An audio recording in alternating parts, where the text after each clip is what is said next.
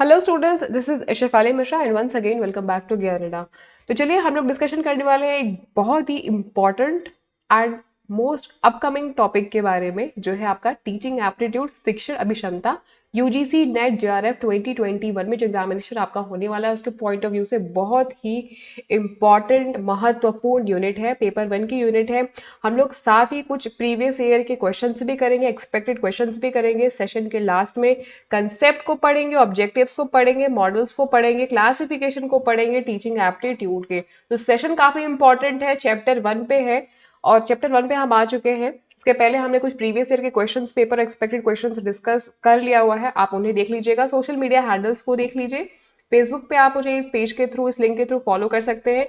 Telegram पे जरूर से फॉलो कर लेना इस चैनल पे, क्योंकि यहीं पे आपको मिलेगी पीडीएफ सारे क्वेश्चंस की, जो भी हम डिस्कशन करने वाले हैं या कर चुके हैं, जो भी एक्सपेक्टेड या प्रीवियस ईयर के क्वेश्चंस हैं। तो आपको इसी चैनल पे सारे लिंक्स भी मिलेंगे, पीडीएफ भी मिलेगी। इंस्टाग्राम का ये लिंक है, यूट्यूब का ये तो लिंक है ही है, यहाँ पे तो आप फॉलो कर ही लेना। सब्सक्राइब नहीं किया है चैनल को तो सब्सक्राइब कर लेना, नोटिफिकेशन को भी ये नोटिफिकेशन वाला बेल आइकन है ना, इसको भी प्रेस कर लेना, क्योंकि तभी आपको नोटिफिकेशन मिलेंगे जब भी मैं आपके लिए वीडियोस अपलोड करूंगी। प्लेलिस्ट वाले सेक्शन में चले जाना, यहाँ से आपको ये सारी वीडियोस आप एक्सेस कर पाओगे, देख पाओगे, जो भी मैंने प्रीवियस ईयर के क्वेश्चन है, जो भी चीजें हमने डिस्कशन किए हुए हैं या जो भी सेशंस हमारे रहे हुए हैं। साथ ही अगर आपका पेपर 2 अगर मैनेजमेंट वाला सब्जेक्ट है तो आपको यहाँ पे उनकी भी वीडियोस मिल जाएंगी, क्योंकि मैंने बहुत सारे management subject related topic, related contents already वहाँ पे अपलोड करे हुए हैं। टॉपिक ये सारे हम लोग कवर करने वाले हैं यूनिट 1 में। जैसा कि आप सभी को पता है कि आपका जो पेपर 1 है उसमें टोटल 10 यूनिट्स हैं, और 10 यूनिट में से जो आपकी पहली यूनिट है, first unit and foremost unit and very important unit is teaching aptitude, जो हम आज डिस्कशन करने वाले हैं। ये टोटल 5 क्वेश्चंस आएंगे आपके इन यूनिट में से। मोर देन 5 क्वेश्चंस भी आ जाते हैं, कभी कभी तो 5 से 7 क्वेश्चंस आ जाते हैं, 5 तो मिनिमम आते ही आते हैं, 7 भी आ जाते हैं। तो लगभग अगर हम ये कहें कि इस क्वेश्चन से, इस यूनिट से 10 से 15 मार्क्स के अगर आपको क्वेश्चंस अगर आएंगे, तो मेरा ये कहना मानना बिल्कुल गलत नहीं होगा। तो अगर आपने ये यूनिट अच्छे से कंप्लीट किया हुआ है तो 10 से 15 मार्क्स आपके कहीं नहीं गए। 5 से 7 क्वेश्चंस आउट ऑफ 50 क्वेश्चंस आपके सही होने ही होने हैं। तो हम ये कुछ टॉपिक्स पढ़ने वाले हैं, आपकी स्क्रीन पर है सारे टॉपिक्स हैं। देखिए, हम लोग आज पढ़ेंगे concept, objectives, models and classification. But अगर मुझे कुछ ऐसा लगेगा कि पॉइंट नंबर 4 का कुछ टॉपिक है जो मुझे आपको कवर कराना चाहिए यहाँ पे, तो मैं उसे कवर करा दूंगी। ऐसा नहीं है कि जब हम पॉइंट 4 पे आएंगे तो ही उसको कवर करेंगे, नहीं। अगर टीचर सेंटर्ड अप्रोच और लर्नर सेंटर्ड अप्रोच मेथड मुझे लगेगा कुछ, इसको एक बेहतर एग्जांपल मुझे यहाँ पे देने हैं, इसी पॉइंट पे देने हैं, तो मैं उसको देते हुए कराते हुए चलूंगी। टाइम बहुत कम बचा हुआ है, स्मार्ट स्टडी करनी है और अच्छे से पढ़ाई करना है। मोर ओवर इम्पोर्टेंट कि हम एक्सपेक्टेड क्वेश्चंस भी साथ में करने हैं, जो सेशन में मैं आपको करा के दे रही हूँ। तो अब सबसे पहला आपके स्क्रीन पर कंसेप्ट है, टीचिंग कंसेप्ट। टीचिंग कंसेप्ट होता क्या है? देखिए, हर एक विद्यार्थी के अंदर में कुछ इनबिल्ट स्किल्स होती हैं, कैपेबिलिटीज होती हैं, एबिलिटीज होती हैं, कैलिबर्स होता है, पोटेंशियल होता है, स्किल होता है, बहुत सारी चीजें होती हैं, हर विद्यार्थी के अंदर ये विद्यमान होती है। अब एक शिक्षक का कार्य ये होता है कि वो लर्नर के अंदर की इन शक्तियों को, विद्यार्थी के अंदर की इन सारी शक्तियों को उजागर करे, उन्हें उसे पहचानने में मदद करे, करवाए, और उनके अंदर की जो स्किल्स हैं, कैपेबिलिटीज हैं, उनको वो उभारे, ताकि जो लर्नर है, जो स्टूडेंट है, अपने अंदर के पोटेंशियल को, क्षमता को, स्किल को, कौशल को विकसित कर सके, उनका इस्तेमाल कर सके। अब शिक्षक ये किस प्रकार से करता है? शिक्षक अपने द्वारा नॉलेज को शेयर करता है, जो एक्सपीरियंस उसने अर्जन किया हुआ है अपने जीवन में, जो उसके अनुभव रहे हैं, टीचिंग के अनुभव या प्रैक्टिकल नॉलेज, थियोरेटिकल नॉलेज, किसी भी प्रकार के जो भी उसके अनुभव हैं, वो शेयर करता है किसी विद्यार्थी से, शेयर करता है किसी लर्नर से। जैसे अभी हम लोग कर रहे हैं, मैं आपसे नॉलेज शेयर कर रही हूँ, एक्सपीरियंस शेयर कर रही हूँ, आपके अंदर ऑलरेडी कैपेबिलिटी है, पोटेंशियल है, कॉग्निटिव माइंड आपका डेवलप है कि आप मेरी चीजों को सुन पा रहे हो, समझ पा रहे हो, इंटेलेक्चुअली आप बिल्कुल साउंड हो, कॉग्निटिव माइंड आपका, कॉन्शियस माइंड बिल्कुल वर्क कर रहा है, राइट। तो यहाँ पे क्या हो रहा है? यहाँ पे आदान प्रदान हो रहा है किस चीज का? यहाँ पे नॉलेज, एक्सपीरियंस का, लर्निंग का शेयरिंग हो रहा है। तो ये तो एक बात होगी जो सरल शब्दों में हमने समझ लिया कि टीचिंग का कंसेप्ट क्या है। बहुत ही इजी डेफिनेशन में हमने समझा। हर एक स्टूडेंट लर्नर के अंदर में इनबिल्ट स्किल्स होते हैं, ऑलरेडी उनके अंदर कैपेबिलिटीज होती हैं। शिक्षक का कार्य मात्र इतना होता है कि उनकी स्किल्स को पहचान करवाने में उनकी मदद करना, उनको नॉलेज प्रोवाइड करना, उनको रास्ता दिखाना, उनको सही मार्ग पे लेके जाना, उनको डायरेक्शन देना, उनको इंस्ट्रक्ट करना। ठीक, ये एक बात हो गई। ये डेफिनेशन आपको ना केवीएस की बुक में मिलेगा, केवीएस मदन की बुक में, पियर्सन की बुक में, अरिहंत की बुक में कहीं नहीं मिलने वाला।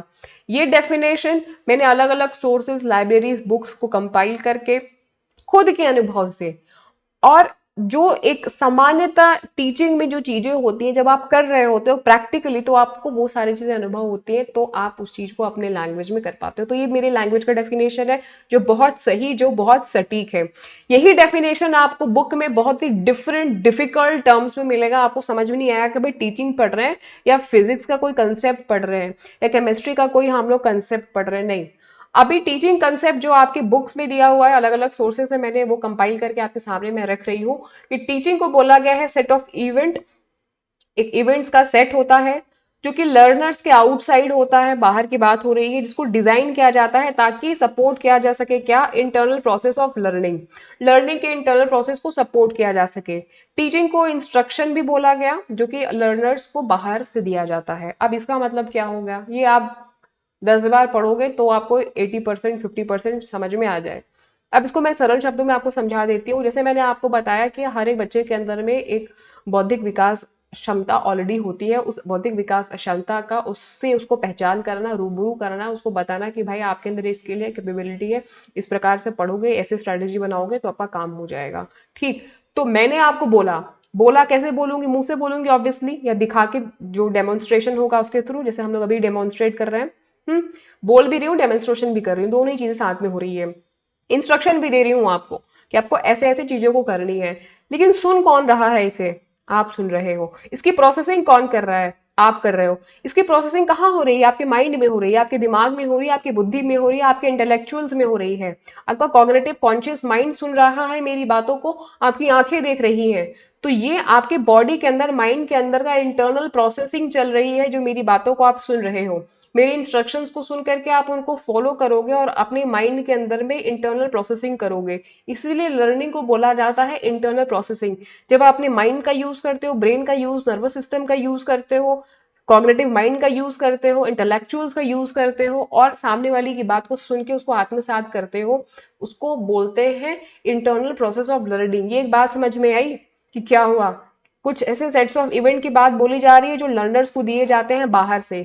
मतलब एक शिक्षक, जो टीचर होता है, लर्नर्स को, विद्यार्थी को, स्टूडेंट को बाहर से देता है। इसका डिजाइन कुछ इस प्रकार से किया जाता है कि आपके इंटरनल जो प्रोसेस है लर्निंग की, उनको सपोर्ट किया जा सके, उनको स्ट्रांग बनाया जा सके, उनको स्ट्रेंथन किया जा सके। इसलिए टीचिंग को फॉर्मल भी बोला जाता है और इनफॉर्मल भी बोला जाता है। औपचारिक रूप से कई बार जो शिक्षक होता है वो बच्चों को शिक्षा देता है, नॉलेज शेयर करता है, अपने अनुभव को शेयर करता है, और कई बार इनफॉर्मल, अनौपचारिक रूप से भी करता है। इसीलिए टीचिंग को आर्ट भी बोलते हैं, एंड टीचिंग को साइंस भी बोलते हैं। आर्ट इसलिए क्योंकि इसमें क्रिएटिविटी होती है। कई बार जो टीचर होता है डायग्राम्स के थ्रू, ग्राफ्स के थ्रू, टैबुलर फॉर्म में, या कई बार एक कलात्मक रूप से भी बच्चे को शिक्षा प्रदान करता है, ज्ञान प्रदान करता है, नॉलेज प्रदान करता है। और कई बार बच्चों को एक्सपेरिमेंट्स कराए जाते हैं, कई बार बच्चों को हम मेथड्स के थ्रू, टेक्निक्स के थ्रू, मेथड एंड टेक्निक्स के थ्रू भी बच्चों को क्या करते हैं, नॉलेज का इम्पार्ट करते हैं। तो इसीलिए इसको आर्ट भी बोलते हैं, साइंस भी बोलते हैं। साइंस में एक्सपेरिमेंट और साइंटिफिक प्रिंसिपल्स वाली बात आ जाती है, इसलिए साइंस हो जाता है। जैसे आप कह ले केमिस्ट्री हो गया, केमिस्ट्री के लैब में जाओगे, फिजिक्स के लैब में जाओगे, बायो के लैब में जाओगे, तो वहां पे आपको थ्योरेटिकल कंसेप्ट नहीं बताएंगे, प्रैक्टिकल कंसेप्ट बताएंगे, एक्सपेरिमेंट्स आपसे कराएंगे। तो इसीलिए इसको बोल देते हैं क्या, साइंस एंड आर्ट दोनों एक बात हो गई। टीचिंग को हमने क्या समझा, टीचिंग को हमने समझा इंस्ट्रक्शन दिया जाता है, इसे इसको एज अ इंस्ट्रक्टर कंसेप्ट भी बोला जाता है। ठीक, अब आप डेफिनेशन पढ़ लो, वो जो आपके बुकिश लैंग्वेज में, एकेडमिक्स के टर्म में है, ताकि ऐसा ना हो कि एग्जामिनेशन में अगर ये सारे वर्ड्स आपके सामने आए तो आपको ऐसा ना लगे कि भाई ये तो पढ़ा ही नहीं। ठीक, तो ये एक बात हो गई। नेक्स्ट है इसमें कि पर्पसफुल डायरेक्शन होता है, बिल्कुल एक उद्देश्य होता है हर एक शिक्षक का अपने लर्नर्स को या स्टूडेंट्स को डायरेक्शन देने का, उद्देश्य ये होता है कि आपके अंदर का जो नॉलेज है वो बढ़ सके, आप अपने एक्सपीरियंस को शेयर करते हैं ताकि आप ज्यादा स्किलफुल बन सको। And management of learning process को आपके मैनेज भी हम करते हैं, कैसे इवेल्युएट करके करते हैं, उसको असेस करके करते हैं, टेस्ट ले करके करते हैं, और आपके सवालों के जवाब दे करके फीडबैक के थ्रू भी करते हैं। कई सारे प्रोसेसिंग मतलब हम पूरा मैनेज करते हैं कि भाई आपकी जो लर्निंग प्रोसेस है वो और स्ट्रेंथन हो सके, वो और डेवलप हो सके। This process of providing opportunity, teaching एक प्रकार की ऐसी प्रक्रिया है, एक ऐसा प्रोसेस है जिसमें आपको एक अवसर प्रदान किया जाता है ताकि जो स्टूडेंट्स है वो रिलेटिवली परमानेंट चेंजेस ला सके अपनी लाइफ में, और वो अनुभव जो भी है आप शेयर, जो भी हम आपसे अनुभव शेयर कर रहे हैं, आप उनमें इंगेज कर सको, आप उनसे कुछ सीख सको। देखिए एक बात आप ये समझिए कि जिस चीज में ING जुड़ गया वो हो गया कॉन्टिन्यूअस प्रोसेस।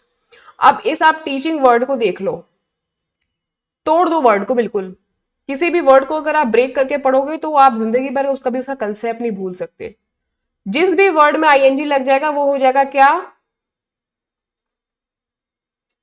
Continuous process. क्या, कॉन्टिन्यूअस प्रोसेस, चलने वाला, हमेशा चलने वाला।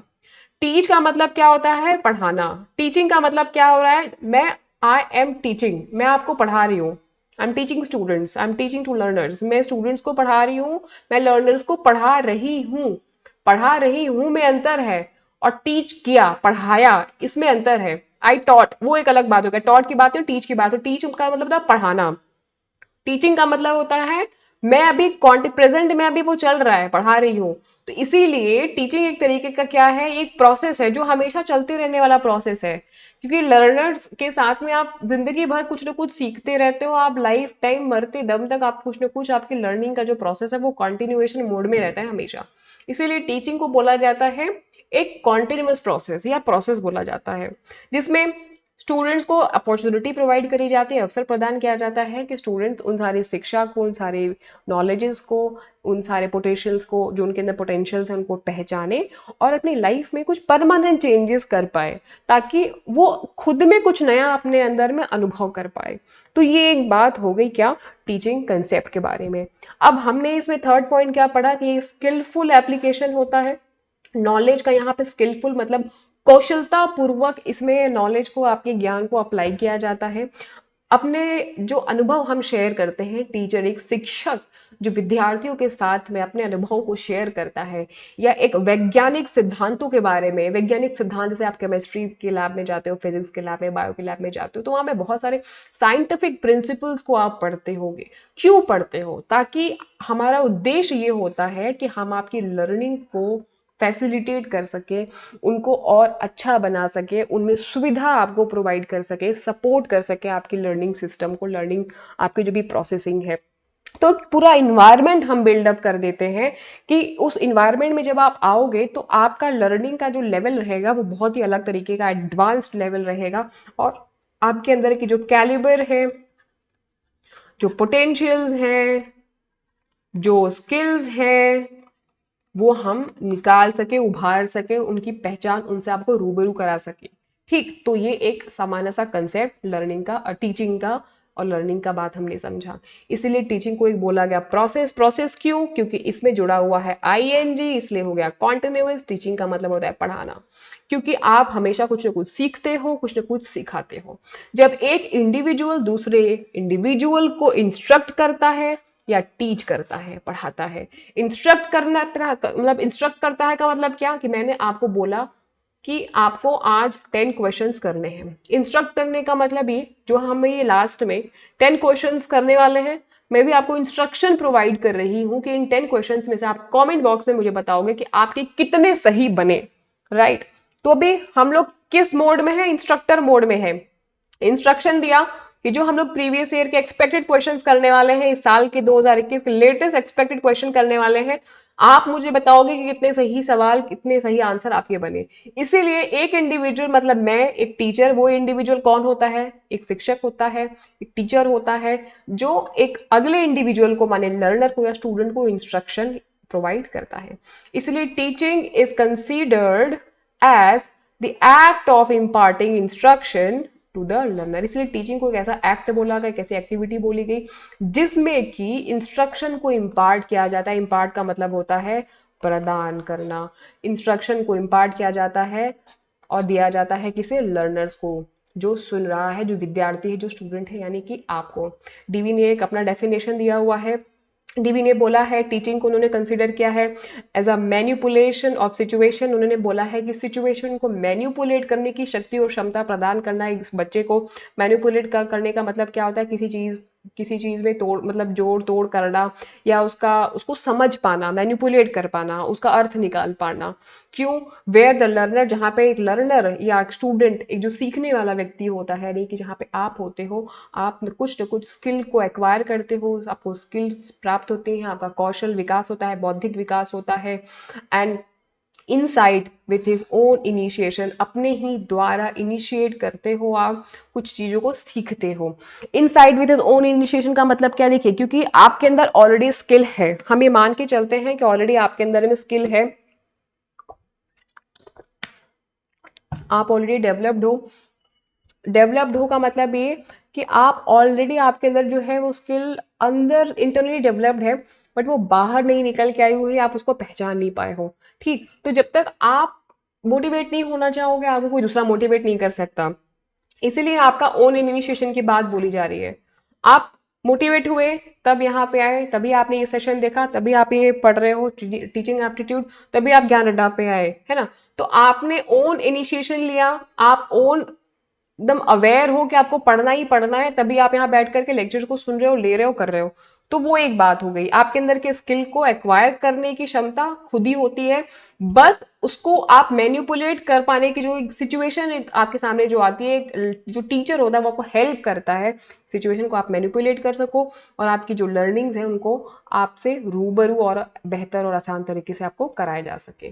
टीचिंग की कुछ डेफिनेशंस हैं, ये बड़े बड़े महान हस्तियों ने कुछ कुछ डेफिनेशन दिए हैं। डेफिनेशन इसलिए इंपॉर्टेंट है क्योंकि एग्जामिनेशन में कई बार डेफिनेशन डायरेक्टली आपको दे दिए जाते हैं, पूछ लिया जाता है कि ये किसने बोला हुआ है ना? तो मैं आपको ऐसा कुछ भी नहीं पढ़ा रही हूँ, ऐसा कुछ भी नहीं बता रही हूँ जो आपके पॉइंट ऑफ, मतलब एग्जामिनेशन पॉइंट ऑफ व्यू के से इंपॉर्टेंट ना हो। ठीक, तो एच सी मॉरिसन ने क्या बोला कि teaching is a intimate contact. ये इंटीमेट कॉन्टैक्ट होता है किनके बीच में? Between more mature personality and less mature one. कि एक जो होता है वो ज्यादा मैच्योर होता है, मतलब एक हो गया ज्यादा मैच्योर, ज्यादा परिपक्व हो गया, मोर मैच्योर हो गया। ये कौन होते हैं? लेस मैच्योर होते हैं। तो जब एक ज्यादा परिपक्व मतलब ज्यादा मैच्योर्ड पर्सन, ज्यादा परिपक्वता वाला व्यक्ति कम परिपक्वता वाले व्यक्ति को जब कांटेक्ट में आता है, कुछ सिखाता है, बताता है, तो उसको बोलते हैं क्या? टीचिंग। तो ये एक तरीके का ऐसा कांटेक्ट होता है इन दोनों के बीच का। जैक्सन ने क्या बोला कि ये फेस टू फेस इनकाउंटर होता है, दोनों लोग फेस टू फेस बातचीत करते हैं, दो या दो से अधिक लोग भी होते हैं, कई बार टू और मोर पर्सन, जिसमें वन ऑफ हुम टीचर, जिसमें से एक टीचर होता है जिसका इंटेंशन क्या होता है? To affect certain changes in the other participants, जिसमें कि जैसे एक या कई बार एक से ज्यादा, बताने वाला तो एक होता है, कई बार बताने वाले दो भी होते हैं। ऐसे समझे कि एक होता है, इनका क्या, ये कौन होता है? ये टीचर होते हैं, ठीक। इनका क्या इंटेंशन होता है कि जो स्टूडेंट्स हैं या जो लर्नर्स हैं, इनकी लाइफ में कुछ चेंज लेके आया जाए, इनको कुछ सिखाया जाए, इनके मेंटल लेवल पे कुछ चेंज लेके आया जाए, इनके कॉग्निटिव लेवल पे, इनके इंटेलेक्चुअल लेवल पे कुछ चेंज लेके आना है, ताकि ये जो पार्टिसिपेंट्स हैं, ये जो लर्नर्स हैं, कुछ सीख सके, कुछ कुछ जान सके, कुछ इनका बौद्धिक विकास हो सके, कुछ ज्ञान का अर्जन हो सके। ठीक, तो जैक्सन ने यही बोला कि जिसमें से एक होता है टीचर, वो जब दो या दो से अधिक लोगों के बीच मतलब वार्ता करता है, इनकाउंटर करता है, इस इंटेंशन के साथ में, क्योंकि वो कुछ सर्टेन चेंजेस लाना चाहता है इन सारे पार्टिसिपेंट्स के अंदर में। जीबी हॉग एंड जेम्स के डनकन ने क्या बोला? ये कैसी एक्टिविटी होती है जिसमें 3 फेज होते हैं, 4 फेज नहीं, 3 फेज होते हैं। पहला तो होता है करिकुलम प्लानिंग, पहला तो एक सेकेंड, पहला तो होता है करिकुलम प्लानिंग फेज, दूसरा होता है इंस्ट्रक्टिंग फेज, तीसरा होता है evaluating phase. Curriculum planning phase में क्या होता है? जब टीचर डिसाइड करता है कि बच्चे को क्या क्या पढ़ाना है, जैसे मैंने अभी आपको दिखाया टॉपिक दिखाया ना स्टार्टिंग में कि क्या क्या आपको मैं कंटेंट देने वाली हूँ। आज के इस सेशन में क्या कंटेंट आपको मिलेगा एंड ओवरऑल आपको क्या टॉपिक आपको पढ़ना है बताया ना। तो आपको मैंने पूरा करिकुलम प्लान करके दिखाया। अब आप भी मेंटली प्रिपेयर हो कि आपको क्या पढ़ना है, राइट। इंस्ट्रक्टिंग फेस, अभी मैं आपको इंस्ट्रक्शन दे रही हूँ, आपको बता रही हूँ कि आपको क्या क्या पढ़ना है, कैसे कैसे पढ़ना है, आपसे मैं डिस्कशन कर रही हूँ टॉपिक का, आपको इंस्ट्रक्ट कर रही हूँ, आपको मैं टीच कर रही हूँ, है ना। तो ये इंस्ट्रक्टिंग फेज चल रहा है हमारा। इवेल्यूटिंग फेज में क्या होगा, जब हम लोग अभी मॉक टेस्ट लगाएंगे एक्सपेक्टेड क्वेश्चंस वाले, तो हम इवेल्युएशन फेज में आ जाएंगे। जब आप मुझे कमेंट बॉक्स में ये लिख के बताओगे आउट ऑफ 10 आपके कितने क्वेश्चन सही बने, कितना सही आपने लिखा, तो मैं आपका इवेल्युएशन करूंगी कि आपने कितना गंभीरता से मेरे सेशन को लिया, सुना, समझा। वो एक बात हो गई। तो जो जेबी हॉग ने एंड जेम्स के डनकन ने बोला कि भाई ये 3 फेज होते हैं, 3 फेजेस से सबको निकलना पड़ता है। टीचर पहले करिकुलम डिसाइड करेगा, फिर वो इंस्ट्रक्शन देगा, फिर वो इवेल्युएट भी करेगा, ठीक। This definition presents the organizational aspect by which we can describe and analyze the teaching process। ये एक ऑर्गेनाइजेशनल एस्पेक्ट होता है, मतलब किसी संस्थान में, किसी कंपनी में, किसी फर्म में भी कुछ इस प्रकार से चीजें होती हैं। बॉस जो होता है वो बताता है एम्प्लॉयज को क्या करना है, कैसे करना है, इंस्ट्रक्शन देता है, फिर उनके परफॉर्मेंस को इवेल्युएट करता है। तो इसीलिए टीचिंग को एक प्रकार का प्रोसेस बोला गया जिसमें चीजों को हम इसी प्रकार से एनालाइज करते हैं, ठीक। ये आप समझ में आ गया टीचिंग का क्या डेफिनेशन है। बहुत ही इंपॉर्टेंट कॉन्सेप्ट था, बहुत ही इंपॉर्टेंट डेफिनेशन था, बहुत ही सरल शब्दों में मैंने आपको समझाने का प्रयास किया है। अब हम कुछ मॉडल्स को पढ़ेंगे। पेडागोगी मॉडल है और एंड्रोलॉजिकल मॉडल है। पेडागोगी मॉडल को क्या बोलते हैं, टीचर सेंटर्ड अप्रोच, ये होता है टीचर सेंटर्ड अप्रोच। एंड्रोलॉजिकल क्या होता है, स्टूडेंट सेंटर्ड अप्रोच, ठीक। एग्जामिनेशन में कई बार आपको ये वर्ड मिल जाएगा पेडागोगी, कई बार आपको टीचर सेंटर्ड मिलेगा, तो ये दोनों सेम होते हैं, कंफ्यूज मत होना। एंड्रोलॉजिकल कहीं मिल जाएगा और कहीं मिल जाएगा स्टूडेंट सेंटर्ड अप्रोच, ये दोनों सेम होते हैं, कंफ्यूज मत होना। इसलिए मैंने यहाँ पे आपको मेंशन कर दिया कि ऐसा ना हो कि भाई आप लोग बोलो यार 4 गालियां दो मुझे कि पता नहीं मैम ने क्या सही गलत बताया था, ये तो आया ही नहीं एग्जाम में, ठीक। तो भाई आजकल के स्टूडेंट्स कभी कभी इम्पल्सिव होके कर जाते हैं भाई। हम्म चलिए फिर बहरहाल, तो पेडागोजी मॉडल में आता है। तो पेडागोजी मॉडल में क्या है कि इसमें जो टीचर होता है मोर और लेस कंट्रोल करता है मटेरियल को, कि आपको क्या पढ़ाना है, कितना पढ़ाना है, बच्चे को कितने कंटेंट प्रोवाइड करना है, कितना मटेरियल प्रोवाइड करना है, ये कौन कंट्रोल करता है, टीचर, शिक्षक कंट्रोल करता है कि आपको मैं क्या पढ़ाऊं, क्या कंटेंट दूं। और पेस ऑफ लर्निंग को भी कंट्रोल करता है, कितने दिन में आपका कंटेंट कंप्लीट करना है, ये इसका कंट्रोल भी टीचर के हाथ में होता है। पूरा कोर्स का कंटेंट एक तरीके से स्टूडेंट के हाथ में ना रह करके टीचर के हाथ में होता है while presenting the course content to the students. मतलब कि जो भी एक शिक्षक होता है वो डिसाइड करता है कि बच्चे को कम पढ़ाना है, बच्चे को ज्यादा पढ़ाना है, बच्चे को कितना पढ़ाना है, कितने दिन में पढ़ाना है, सब कुछ यहाँ पे जो कंट्रोल है वो कौन करता है, वो एक टीचर करता है। इसीलिए इसको इंस्ट्रक्टर सेंटर्ड अप्रोच भी बोला गया है। मतलब इसमें जो इंस्ट्रक्टर है, जो टीचर है, वो तय करेगा कि हमें कितना बच्चे को और कब तक पढ़ाना है। इसीलिए इस मेथड में जो लर्नर होता है, जो स्टूडेंट होता है, वो डिपेंडेंट हो जाता है किन के ऊपर में, इंस्ट्रक्टर के ऊपर में। अपनी सभी लर्निंग्स के लिए वो डिपेंडेंट हो जाता है, उसको वेट करना पड़ता है। तो ये एक बात हो गई पेडागोजी मॉडल में कि इसमें जैसे कि मैं अगर ये तय करूं कि आपको कितना कंटेंट पढ़ाना है, कितने दिन में पढ़ाना है, तो ये क्या हो गया, ये हो गया एक, मतलब आप मेरे ऊपर डिपेंडेंट हो गए। ऐसा कौन से केस में होता है, एक बच्चे के जो केस होता है, आप ये मान लीजिए जो क्लास प्राइमरी जो एजुकेशन होते हैं, प्राइमरी एजुकेशन में जो टीचर्स होते हैं वो ये तय करते हैं, क्योंकि भाई बच्चे को पता नहीं है कि कौन से सोर्स से पढ़ना है, कौन सी बुक से पढ़ना है, क्या कुछ नहीं पढ़ना है, उसका कॉग्निटिव माइंड, इंटेलेक्चुअल माइंड अभी इतना डेवलप नहीं हुआ है कि उसको पता ही नहीं है कि भाई कौन से सोर्स से पढ़ना है, क्या पढ़ना है, ठीक। तो एक टीचर डिसाइड करेगा भाई प्राइमरी बच्चे, छोटे बच्चे हैं, जैसे छोटा बच्चा है अगर 2-3 साल का है, 5, 5, 6 क्लास का बच्चा है, अंडर 10, मतलब कह लें कि अगर क्लास 10th के भी नीचे की अगर बात है तो, है ना। या कई बार तो ऐसा होता है कि क्लास 12 तक के भी जो बच्चे होते हैं, और कई बार तो ऐसा भी होता है कि अंडर ग्रेजुएशन जो कोर्स कर रहे हैं, यूजी कोर्स जो कर रहे हैं, तो उनके साथ भी कई बार ऐसी चीज़ें हो जाती हैं। तो बेसिकली प्राइमरी जो एजुकेशन ले रहे होते हैं बच्चों को, स्टूडेंट्स को, लर्नर्स को नहीं पता होता है कि उनको क्या पढ़ना है, कितना पढ़ना है। तो टीचर पूरा कंट्रोल करता है, ठीक। तो वो एक बात है, उसका उदाहरण। एंड्रोलॉजिकल में क्या होता है, ये हायर जो डिग्री कर रहे होते हैं बच्चे, आप ऐसा समझ सकते हैं, या जो हायर कोर्सेज कर रहे हैं बच्चे, या हायर प्रोग्राम्स में उन्होंने इनरोल करके रखा है, तो उनको पता है कि हमें लाइब्रेरी से भी सोर्सेज मिल जाएंगे, इंटरनेट से सोर्सेज मिल जाएंगे, हमें यूट्यूब पे ज्ञानडा का भी चैनल मिल जाएगा, वहाँ से भी जाके पढ़ सकते हैं, या कोई और भी चैनल है हमें लगता है कि वहाँ से पढ़ना चाहिए तो वहाँ से देख सकते हैं, हमें एक्सपेक्टेड क्वेश्चंस करने हैं, मॉक टेस्ट लगाने। आप सेल्फ डायरेक्टेड हो, सेल्फ मोटिवेटेड हो, सेल्फ रिस्पॉन्सिबल हो। हम सिर्फ क्या कर सकते हैं, हम सिर्फ आपको फैसिलिटेट कर सकते हैं, आपको सपोर्ट कर सकते हैं, आपको हेल्प कर सकते हैं, ताकि आपकी लर्निंग और अच्छी हो जाए। हम सिर्फ पार्टिसिपेट कर सकते हैं आपके सेल्फ डायरेक्शन में, सेल्फ मोटिवेशन में, आपकी लर्निंग में, ताकि एक अच्छी अपॉर्चुनिटी प्रोवाइड कर सके, और आप जो भी नॉलेज एक्वायर कर रहे हो, नया नॉलेज, उसमें हम आपको हेल्प कर सके, आपको एक नए तरीके से, नए अपने एक्सपीरियंसेस को शेयर करके आपके नॉलेज को और बेहतर बना सके और क्वालिटी प्रोवाइड करा सके। हमारा सिर्फ इतना ही काम हो सकता है एंड्रोलॉजिकल मॉडल में। क्यों? क्योंकि यहाँ पे student learner self directed, self motivated होता है। ये एक बात समझ में आ गई? सेल्फ डायरेक्टेड होता है, सेल्फ मोटिवेटेड होता है, सेल्फ रिस्पॉन्सिबल होता है अपनी ओन लर्निंग्स के लिए। इससे आसान तरीके से क्या ही समझोगे इस टॉपिक को। डायरेक्ट सवाल आता है मॉडल ऑफ टीचिंग से भाई, डायरेक्ट सवाल आता है। ये क्वेश्चन से ऐसे सवाल आते हैं ना कि आप पूछ लिया कि एंड्रोलॉजिकल मॉडल ऑफ टीचिंग क्या होता है, स्टूडेंट सेंटर्ड अप्रोच होता है, टीचर होता है, बोथ होता है, नन ऑफ द अबव होता है, डायरेक्ट सवाल। नेक्स्ट देखो ऑब्जेक्टिव क्या होते हैं टीचिंग के, अभी क्वेश्चंस करेंगे तो और आप थोड़ा सा क्लियर हो पाओगे। पहले तो समझो कि बेसिक ऑब्जेक्टिव क्या होता है।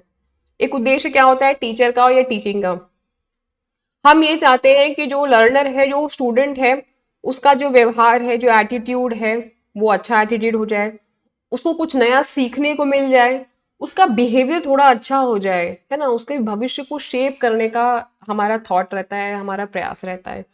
जो एक बच्चे के अंदर में, स्टूडेंट के अंदर में, विद्यार्थी के अंदर में जो लर्निंग स्किल्स हैं, उनको हमारा इम्प्रूव करने का उद्देश्य होता है कि आपकी जो कैलिबर्स है, पोटेंशियल है, उनसे हम आपको रूबरू करा सके, उनको हम और स्ट्रेंथन कर सके, उनको और ग्रूम कर सके, ठीक। आपका जो बिलीफ सिस्टम है, जो विश्वास करने का सिस्टम है, फॉर्मेशन है कि भाई मैं कर सकता हूँ, यूजीसी नेट जा रहा है, मुझे क्रैक करना ही करना है, मैं कर लूंगा, मैं कर सकती हूँ, कैसे नहीं होगा। आपके इस बिलीफ सिस्टम को और फर्म करने का काम होता है हमारा, ठीक। आपको एक अच्छा व्यक्ति बनाने का काम होता है हमारा, सोशली, सामाजिक रूप से भी, और आप व्यक्तिगत रूप से भी एक अच्छे व्यक्ति बन सको, एक अच्छे इंसान बन सको। ये एक गुरु का काम होता है, ये एक शिक्षक का काम होता है, ये एक टीचर का काम होता है। देखिए गुरु का मतलब क्या होता है, ठीक समझो पहले। गु का मतलब होता है अंधकार, रू का मतलब होता है मिटाने वाला, ठीक। अंधकार को मिटाने वाला व्यक्ति ही गुरु होता है। आप कभी सही रास्ते पे नहीं जा रहे हो, गलत कुछ कर रहे हो, समझ नहीं आ रहा कौन सी बुक से पढ़ना, केवीएस पियर्सन की बुक से पढ़ूं, अरिहंत की बुक से पढ़ूं, ज्ञानंदा से पढ़ूं, कौन से चैनल से पढ़ूं, है ना, तमाम चीजें हैं। तो आपके अंदर का जो अंधकार है, टीचिंग का कंसेप्ट क्या है ना, आपके कंसेप्ट को क्लियर करना, आपके थ्योरेटिकल एस्पेक्ट्स को क्लियर करना। आप कई बार पर्सनली भी आप बहुत रॉन्ग डायरेक्शन में चले जाते हो, कुछ गलत कर जाते हो, गलत ख्याल दिमाग में आता है, या ये सोच लेते हो कि शायद नहीं निकल पाएगा यूजीसी नेट जेआरएफ, शायद मेरा इतना मार्क्स नहीं निकल पाएगा, कोई भी प्रकार का ख्याल आपके माइंड में आ सकता है। तो ये एक तरीके का नेगेटिविटी है, एक तरीके का अंधकार है, जिसको मिटाने का, खत्म करने का काम हमारा होता है, टीचर्स का होता है, गुरु का होता है, एक शिक्षक का होता है, ठीक। तो ये एक बात हमने पढ़ी। A good objective should be specific. हमारा जो ऑब्जेक्टिव होता है वो बिल्कुल स्पेसिफिक, स्पष्ट होता है, आउटकम बेस्ड होता है। आउटकम बेस्ड का मतलब 10 आउट ऑफ 10 क्वेश्चन मुझे सही चाहिए, मेजरेबल, तभी आप मैं ये मेजर कर पाऊंगी कि आपने मेरे सेशन को अच्छे से सुना। Objective of teaching and learning must be integrated, integrated होता है, टीचर और लर्नर्स के बीच की बात हो रही है, तो दोनों का इंटीग्रेशन, दोनों का समायोजन, दोनों का इसमें मिश्रण होना जरूरी है। At the end of instruction, instruction के अंत में जो मैंने बोला वो आपने ध्यान से सुना, उसको समझा, ये बहुत इंपॉर्टेंट है। ये कुछ ऑब्जेक्टिव्स हैं जिसको मैंने बता दिया हुआ है। डिजायर्ड चेंज की बात हो रही है स्टूडेंट्स के एटीट्यूड में, आपके बिहेवियर को शेप करने की बात हो रही है, आपके व्यवहार को शेप करने की बात हो रही है, आपके ज्ञान को अर्जन की बात हो रही है, एक्विजिशन की बात हो रही है, आपके लर्निंग स्किल्स को इम्प्रूव सुधार की बात हो रही है, आपका जो बिलीफ सिस्टम है कि भाई मेरा यूजीसी होगा ही होगा, बिल्कुल होगा, कंफर्म होगा, 101% होगा, बस तैयारी करते चलो जैसे मैं करा रही हूँ होता चला जाएगा। या आपके अगर कोई और सोर्सेज से आप कर रहे हो तो बहुत अच्छी बात है। आप इफिशिएंट तरीके से एक अच्छे इंसान बन सको, इफिशिएंट मेंबर बन सको सोसाइटी का, सामाजिक एक अच्छे व्यक्ति बन सको, ये ऑब्जेक्टिव होता है।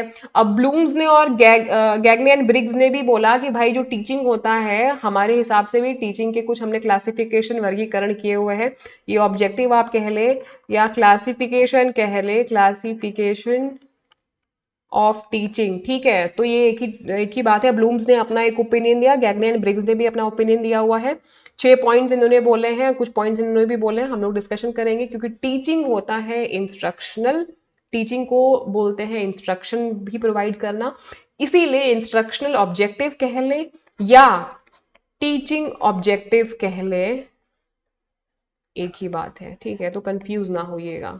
तो ब्लूम्स ने बोला है, ये नाम याद रखना है, नाम काफी इंपॉर्टेंट है, कई बार नाम से भी पूछ लेता है आपसे कि ब्लूम्स ने बताया है कौन कौन से, 4 पॉइंट दे दिया, ठीक है, बोल दिया कॉग्निटिव है, बोल दिया अफेक्टिव है, या फिर उसके बाद में बोल दिया एक और आपका बोल दिया साइकोमोटर बोल दिया, ठीक, नन ऑफ दी अबव,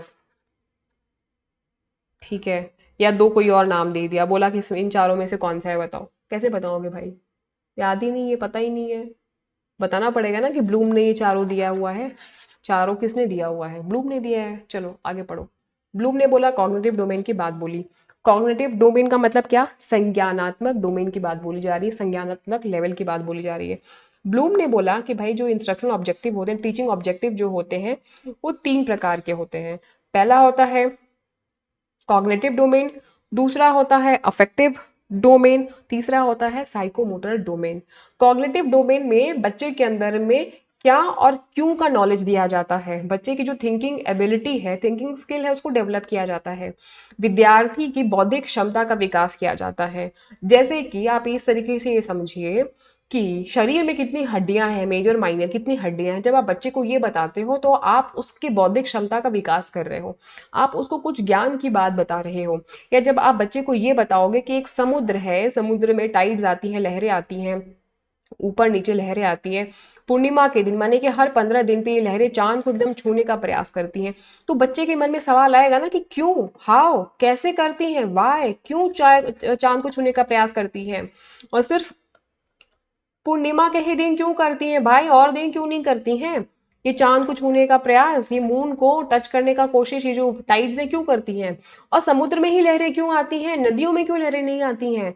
आप बच्चे के माइंड में एक बहुत सारे सवाल आते हैं ना, कॉग्निटिव थिंकिंग, एकदम बौद्धिक क्षमता का विकास की यहाँ बात हो रही है। आप इसलिए क्यों, क्या, किस लिए का जवाब देते हो, है ना। तो ये पूरा प्रोसेस आ जाता है इसमें, इसीलिए इसमें कॉम्प्रिहेंशन होता है, इसीलिए इसमें नॉलेज होता है। नॉलेज में क्या होता है, जब आप कोई भी चीज बच्चे को बताओगे कि भाई हाँ ये जो पूर्णिमा, कुछ इसमें रीजन होते हैं कि जो टाइड होती हैं वो अपने उफान पे होते हैं हर 15 दिन पे, तब ये चांद को छूने का प्रयास करती हैं। आप ग्रेविटेशनल फोर्स के बारे में बताओगे कि हर 15 दिन पे जो ग्रेविटेशनल फोर्स होता है वो बहुत ज्यादा हाई हो जाता है, इसलिए जो पानी है वो ऊपर जाने का प्रयास करता है और चंद्र को छूने की कोशिश करता है, ठीक। तो वो आप एक लॉजिकल बात उनको बताओगे, एक नॉलेज, एक ज्ञान की बात बताओगे जो उनको रिकॉल करने में आसानी रहेगी। आप कुछ उनको इन्फॉर्मेशन दोगे, आप उनको कुछ कंटेंट दोगे उस चीज से रिलेटेड, आप उनको कुछ एग्जाम्पल्स दोगे, ठीक। तो वो एक बात हो गई। कॉम्प्रिहेंशन में आप वो कॉम्प्रिहेंशन में जो बच्चे की, जो लर्नर की एबिलिटी होती है ग्रैस्प करने की, ग्रैस्पिंग एबिलिटी, होल्ड ऑन, जो ग्रास्पिंग एबिलिटी होती है वो स्ट्रांग होती है एक बच्चे के, एक लर्ने की, मतलब किसी भी चीज को सुनने की, समझने की जो क्षमता होती है, ग्रास्प करने का, वो डेवलप होती है कि वो अर्थ को समझ पाता है। फिर एप्लीकेशन वो कई बार करता है। एप्लीकेशन में क्या होता है कि जब वो नॉलेज को प्रैक्टिस में लेकर के आता है, नॉलेज को प्रैक्टिस में किस प्रकार से लेके आएगा, आपने समझिए कि कुछ एक एग्जाम्पल दिया, बायोलॉजी के लैब में आपने एक्सपेरिमेंट कराया बच्चे को, आपने बताया कि भाई 2+2 जो होता है वो 4 होता है, ये प्रैक्टिस करेगा बच्चा तभी तो आएगा ना बचपन से। तो जब आप दो केमिकल्स के कंपाउंड को मिलाओगे तब कहीं जाकर के एक कुछ आपका केमिकल दूसरा बनेगा। वो उसको एप्लीकेशन की बात हो रही है, आप उसको एप्लीकेशन अप्लाई कराते हो, नॉलेज प्रैक्टिस से ही बढ़ता है ना। तो आप यहाँ पे प्रैक्टिस कराने की बात हो रही है, फिर बच्चा उसको एनालिसिस भी करेगा। एनालिसिस में क्या होता है कि जब छोटी छोटी चीजों को आप डिवाइड कर देते हो, तोड़ के समझते हो, तो जब तोड़ के समझोगे तो आप एक व्यापक उसको समझ पाओगे। मतलब कि जब आप छोटी छोटी चीजों को समझना, एक बड़ी जिस चीजों के पॉइंट ऑफ व्यू, उसको बोलते हैं एनालाइज करना। एनालिसिस में क्या होता है, आप समझते हो कि भाई फोर कहाँ से आया, ठीक है, जब आपने टू और टू को ऐड किया तब तो कहीं जाकर के फोर आया है ना। तो आपने छोटे छोटे पॉइंट्स को समझा तो आपको एक बड़ा पॉइंट समझ में आया। आपने पहले टाइड को समझा, आपने पहले मून को समझा, आपने पहले ग्रेविटेशनल फोर्स को समझा, तब आपको समझ में आया कि भाई हर 15 डेज पे क्यों इस प्रकार की चीजें होती हैं। तो जब आप छोटी छोटी चीजों को कंबाइन करते हो तो आपको एक बड़ी चीज समझ में आती है, इसको बोलते हैं एनालिसिस करना। एनालिसिस आप कैसे करते हो, आप दिमाग लगाते हो, आप डॉट्स को कनेक्ट करते हो, अच्छा ये डॉट्स है, ये डॉट्स है, ये डॉट्स है, ओके, तब कहीं जाकर के आपकी एक लाइन बनती है। सिंथेसिस में क्या होता है, सिंथेसिस में आप बड़ी चीजों को तोड़ के समझते हो, है ना। अब इसको मैं क्लीन कर रही हूँ पहले स्क्रीन। अब जैसे कि एक बड़ा ये चीज है, आप इस चीज को समझने के लिए आप इसको जब तोड़ दोगे, है ना, छोटे में समझोगे, तब आपको इस बड़ी चीज का कंसेप्ट समझ में आएगा। ये हो गया सिंथेसिस। एनालिसिस में आप छोटी छोटी चीजों से एक बड़ा चीज समझते हो। आपको पता करना है कि फोर कैसे आएगा, तो आप बोलोगे टू को टू से ऐड किया तो फोर आ जाएगा। अभी आपको इधर फोर लाना है, तो आप क्या करोगे, आप थ्री में से वन को थ्री में वन को प्लस कर दोगे तो भी फोर आ जाएगा, टू प्लस टू कर दोगे तो भी फोर आ जाएगा, थ्री फाइव में से आप वन माइनस कर दोगे तो भी फोर आ जाएगा। तो आप यहाँ पे क्या कर रहे हो, आप छोटी छोटी चीजों को करके जब आप एक बड़ा चीज समझते हो, वो एक बात हो गई। इवैल्यूएशन सबसे क्रिटिकल पॉइंट होता है, जहां पे एक जो बच्चा होता है, जो लर्नर होता है, जो विद्यार्थी होता है, जजमेंटल हो जाता है। वो चीजों को सही और गलत करता है, डिफरेंस करता है राइट एंड रॉन्ग में, राइट एंड रॉन्ग में। वो सही और गलत में डिफरेंस जब करता है कि क्या सही है क्या गलत है, इसमें इसमें वो क्या यूज करता है, इसमें वो कुछ मेथड का भी यूज करता है, कुछ टेक्निक्स का भी यूज करता है, ठीक। इसमें वो जजमेंटल भी हो जाता है, जजमेंट करता है, पूरा क्रिटिकली इवैल्यूएशन करता है वो कि क्या चीजें हैं, क्या गलत हो सकती है, क्या सही हो सकती है ना, पूरा मेथड वो स्टडी करता है। तो ये सारी चीजों में दिमाग लगता है ना, ऐसे हवा में तो होगी नहीं, है ना। जब आप क्रिटिकली इवैल्यूएट करोगे, जब आप टू प्लस टू फोर करोगे या फोर को कैसे तोड़ना है, जब आप छोटी छोटी चीजों को तोड़ तोड़ के समझते हो, ताकि आपको बाद में एक बड़ी चीज समझ में आ जाती है, इसको बोलते हैं एनालिसिस करना, है ना, छोटे छोटे पॉइंट्स को। जब आप एक बड़े पॉइंट को समझने के लिए उसको पहले तोड़ते हो, छोटा छोटा करते हो। टूटे हुए चीज से बड़ा चीज समझना और बड़े हुए चीज को तोड़ तोड़ के समझना, बिल्कुल ये अलग बात है, एकदम सिनोनिम समझना है, एनालिसिस सिंथेसिस। ठीक है, रट लेना, भूलना मत एग्जाम में। ना समझ में आए तो कंसेप्ट को इतना रिवाइंड करके देख लेना। ठीक।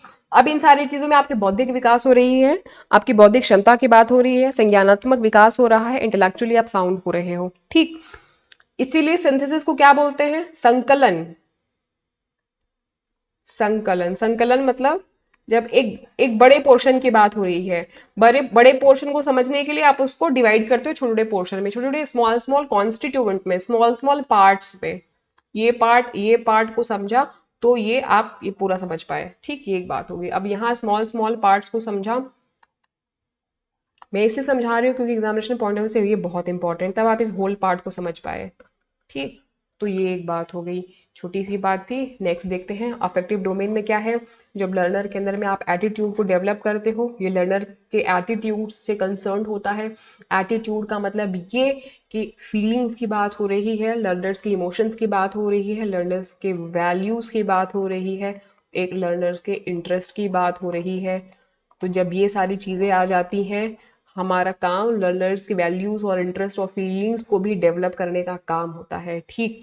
जैसे कि आपको हेल्दी डाइट करना है, बैलेंस डाइट करना है, खाना ठीक से खाना है, ताकि आपका एटीट्यूड अच्छा हो, आपकी लाइफ स्टाइल अच्छा हो, आपका बिहेवियर अच्छा हो, आपका इंटरेस्ट आपका अच्छा हो, आपके अंदर की फीलिंग्स की, आपके अंदर की इमोशंस को सही डायरेक्शन देने का भी काम एक शिक्षक का होता है, गुरु का होता है। इसमें एक रिसीवर, इसमें जो लर्नर होता है वो हमारी बातों को रिसीव करता है, सुनता है, समझता है उसको।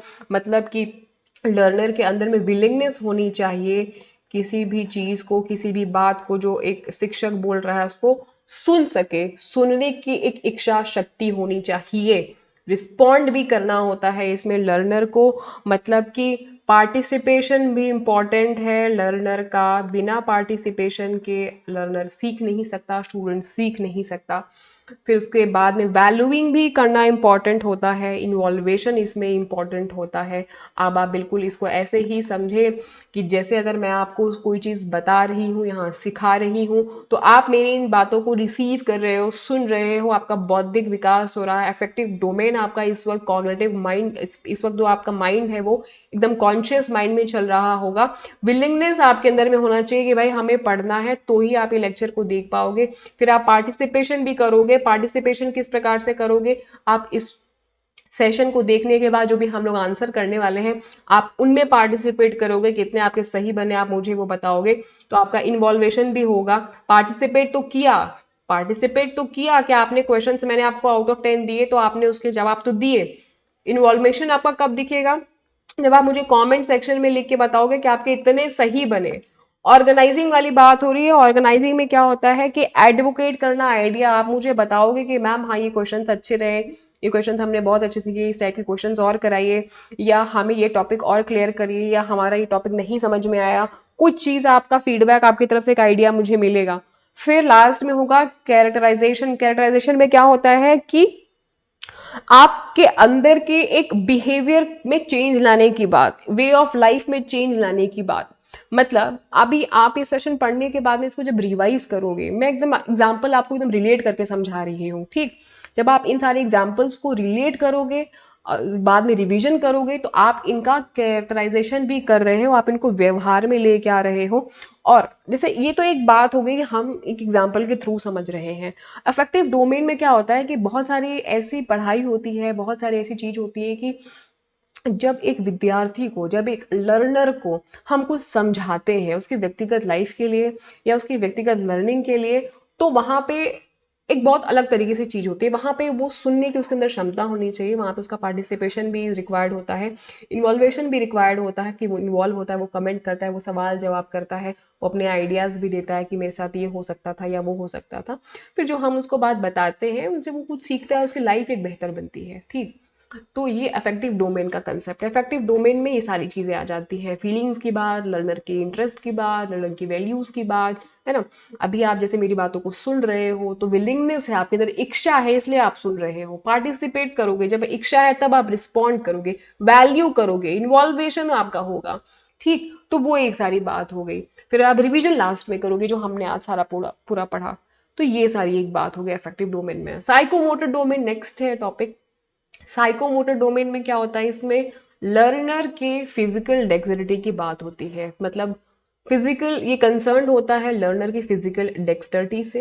एंड इसका एग्जांपल लिख दिया हुआ है, जब आप किसी गाड़ी के पहिए को अगर आप बदल रहे हो या किसी को इंजेक्शन अगर दे रहे हो, तो ये साइकोमोटर डोमेन के अंदर में आता है।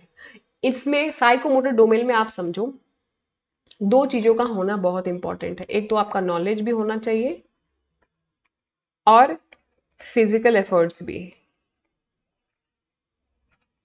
ठीक? ये दो चीजों का होना। अब ऐसे समझो कि एक गाड़ी है मान लो, ठीक?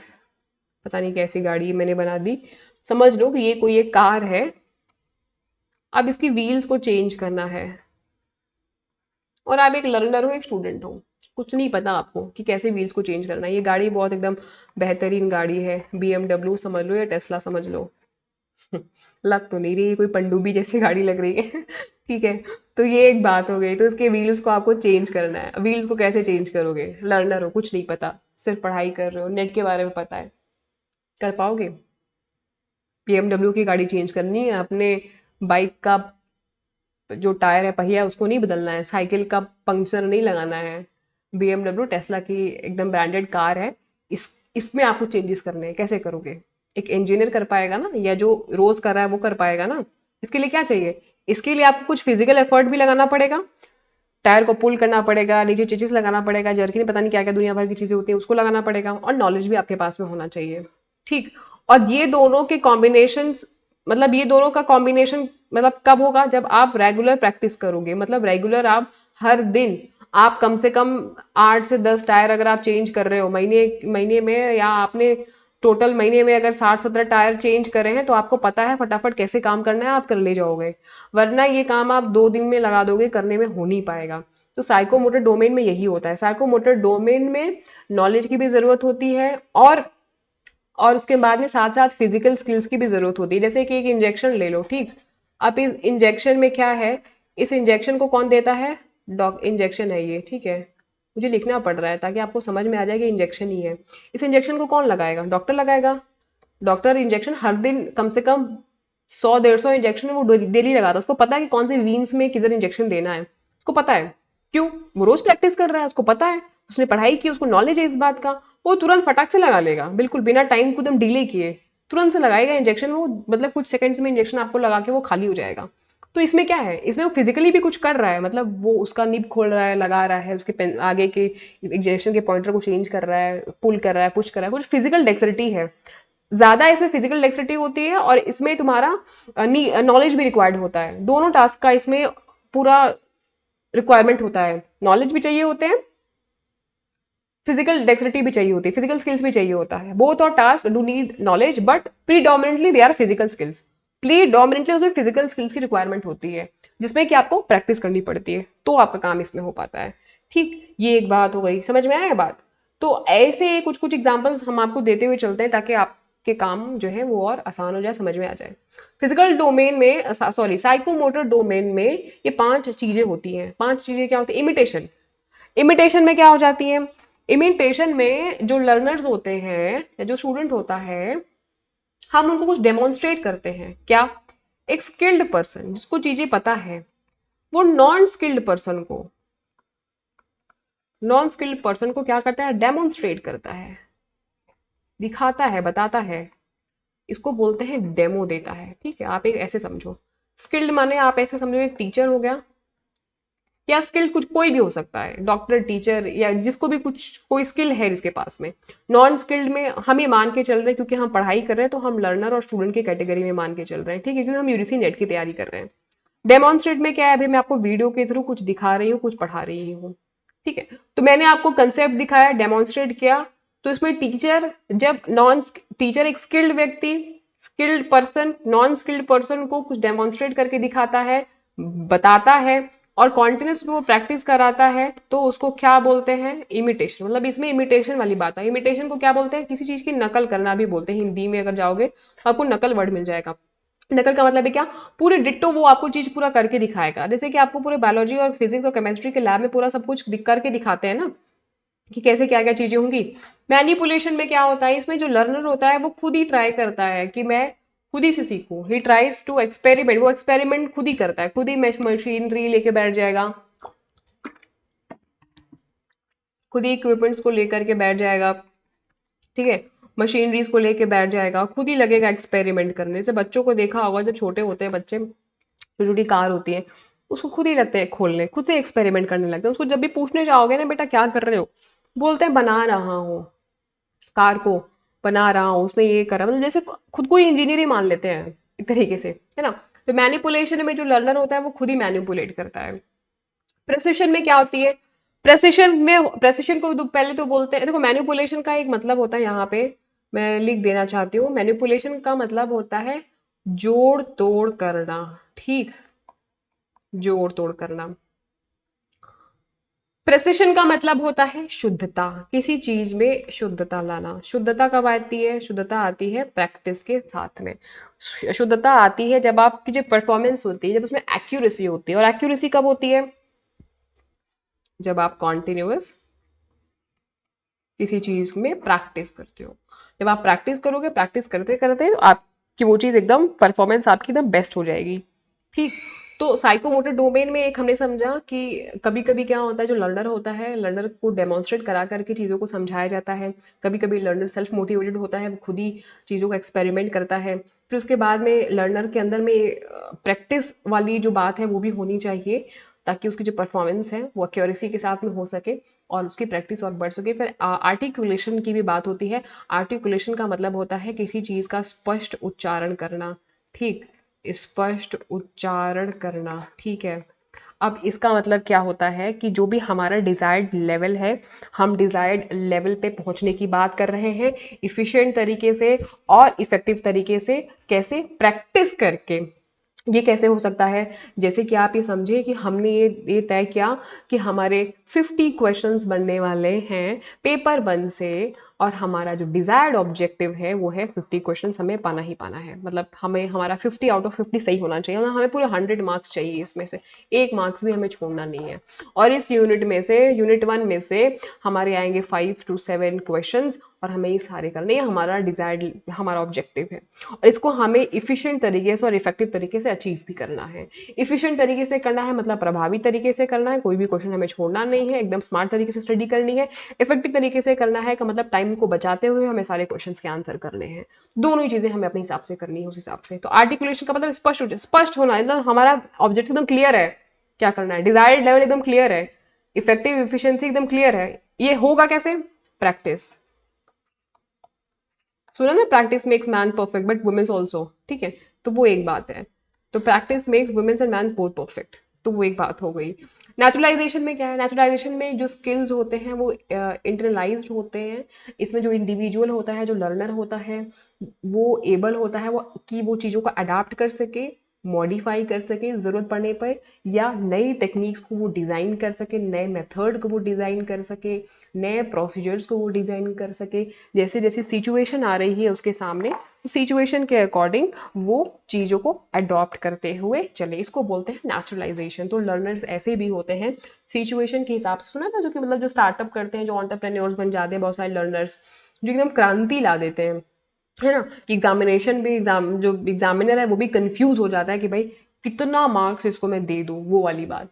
तो हमने पढ़ा साइकोमोटर डोमेन, ठीक। अब इसमें एक नेक्स्ट है, गैगने एंड ब्रिग्स ने भी क्लासिफिकेशन किया इंस्ट्रक्शन ऑब्जेक्टिव का, टीचिंग ऑब्जेक्टिव का। इन्होंने बताया कि लर्नर्स के अंदर में ये 5 चीजें होनी चाहिए और होती हैं। लर्नर्स के अंदर होता है इंटेलेक्चुअल स्किल्स, मतलब बौद्धिक क्षमता होती है, बौद्धिक विकास होता है, जिनमें वो कंसेप्ट्स को लर्न करता है, वो नए कंसेप्ट्स को लर्न करता है। साथ ही कंसेप्ट्स को लर्न करने के साथ में, क्योंकि वो रिमेंबर कर पाता है, मतलब रिकॉल कर पाता है, इस वजह से इंटेलेक्चुअल स्किल होने की वजह से वो रिकॉल कर पाता है, वो लर्निंग कर पाता है, ठीक। तो जब उनके अंदर में इंटेलेक्चुअल स्किल है,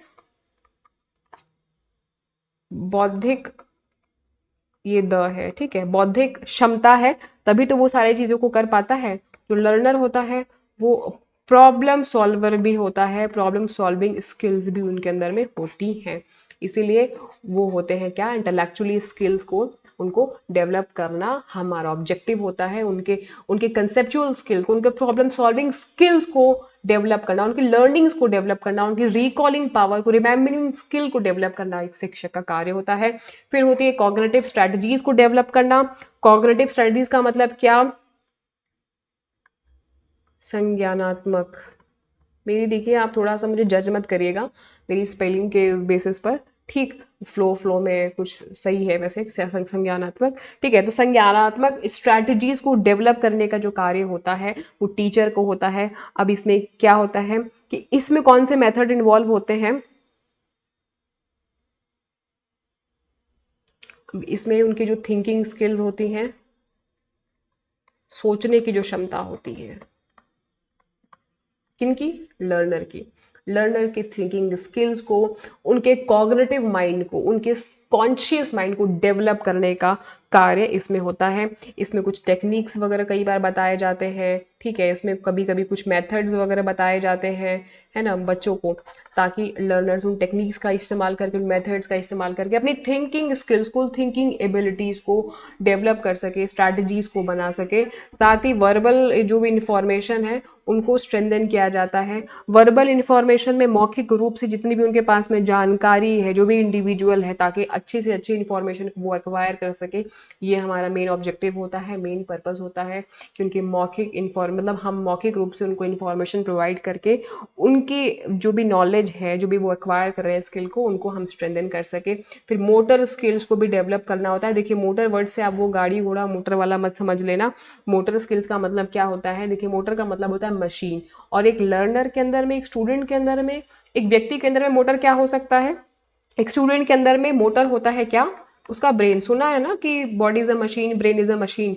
तो आपके ब्रेन को डेवलप करने की बात हो रही है, आपके नर्वस सिस्टम को डेवलप करने की बात हो रही है, आपके मसल्स को डेवलप करने की बात हो रही है। मतलब जो आपके नर्व सिस्टम है, आपके बॉडी के अंदर जो मसल्स है, उनको डेवलप करने की बात हो रही है। आपको हम बोलते हैं भैया फिजिकली फिट रहो, जिम जाओ, एक्सरसाइज करो, ये करो वो करो, है ना, इंस्ट्रक्शन भी दे रहे हैं हम आपको एक तरीके से।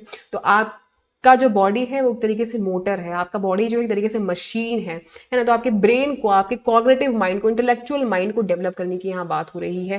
फिर लास्ट है आपका एटीट्यूड। बिल्कुल आपके एटीट्यूड मतलब आपका जो इंटरनल स्टेट ऑफ माइंड है, या किसी भी व्यक्ति का जो इंटरनल स्टेट ऑफ मेंटल होता है उसको भी डेवलप करने की बात होती है। इंटरनल स्टेट, आपकी इमोशंस की बात हो गई यहाँ पे, आपकी फीलिंग्स की यहाँ पे बात होगी, आपकी बिहेवियर की बात होगी, आपकी वैल्यूज की बात हो गई, आपके इंटरेस्ट की बात हो गई। तो आपके ओवरऑल एटीट्यूड को, पॉजिटिव एटीट्यूड रखना इंपॉर्टेंट है, ठीक है। तो ये सारी एक बात हो गई।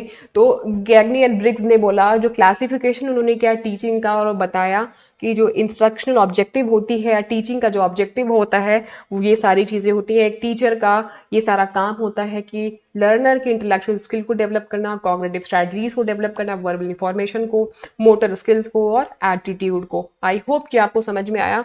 अब फटाफट से एक इंपॉर्टेंट वाले पोर्शन में आ जाते हैं, जो सबसे इंटरेस्टिंग और इंपॉर्टेंट पोर्शन है एक्सपेक्टेड क्वेश्चंस का, जो आपके 2021 के हिसाब से मैंने यहाँ पे फ्रेम आउट किया है। बहुत इंपॉर्टेंट है।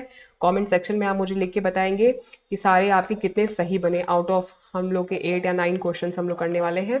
पहला क्वेश्चन है कि इंटेलेक्चुअल जो स्किल है रिफ्लेक्ट होता है किससे? Cognitive, effective, psychomotor, none of the above.